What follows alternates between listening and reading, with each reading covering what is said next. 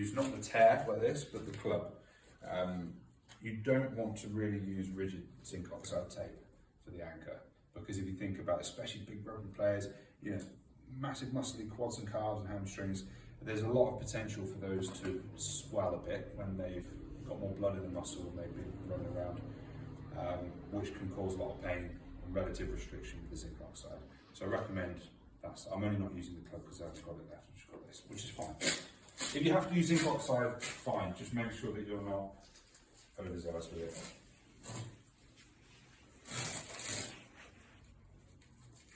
So anchor number 1, you just want to make sure that we're clear of that quadricep tendon, and the same for anchor number 2. I want to make sure, if you know where the tibial tuberosity is, we're just going to go around about there, as long as we are below here and away from the back of the knee.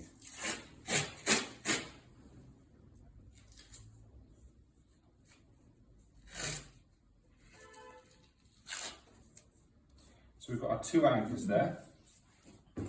We're going to use zinc oxide rigid now to do the heavy lifting of replicating ligaments. And what I'm going to show you now is just a combination of the 2. So we're going to go MCL and LCL, and I think the 2 of those together would give us some good support for ACL and PCL injuries as well. So they're what I'd like you to do. And all we need to make sure is that we cross the joint line, so you can palpate the joint line, that tibial plateau, just about there. Have a little feel around. We're trying to cross that. That's our apex. That's where all of these bits of tape cross each other.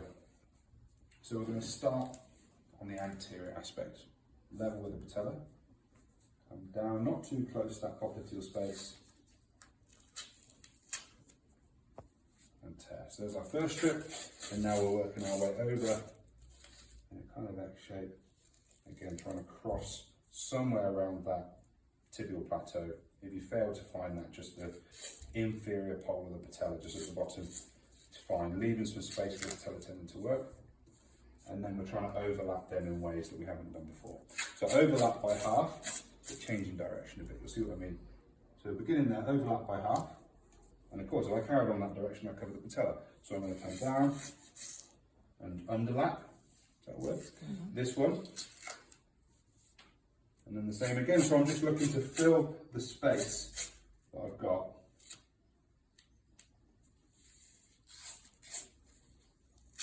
Looking a bit raggedy around the edge, that's fine, we'll lock it off again.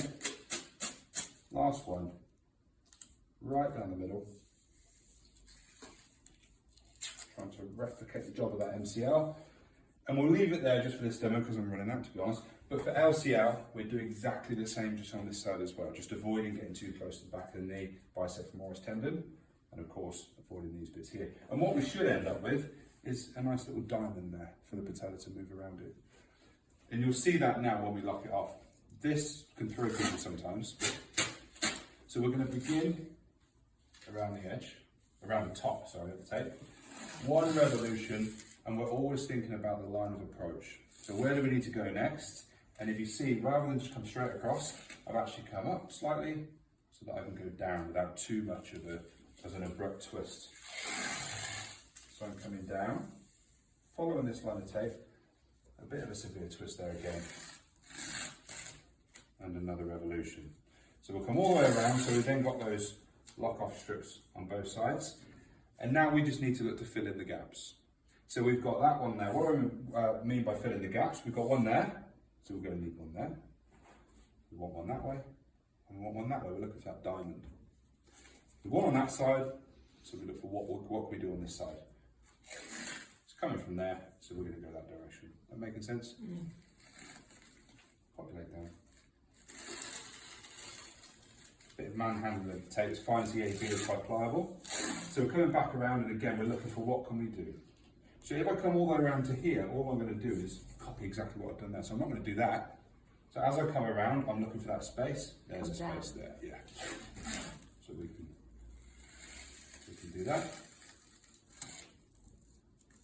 And there's the first part of our diamond. EAB is a bit more mobile, so you don't need to worry about coming too close to it, but we've left the patella clear. Back around again, and wouldn't you know it, we've left ourselves with one more pass along there, which is exactly where we need the tape. So you're just looking to fill in those gaps really, and see what is there left to do, what can I do on this particular pass of the tape.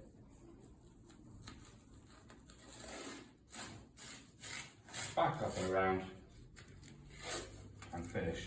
And you might want to lock that off with some electrical tape. I would recommend it. Again, no tension applied when you're putting that tape on.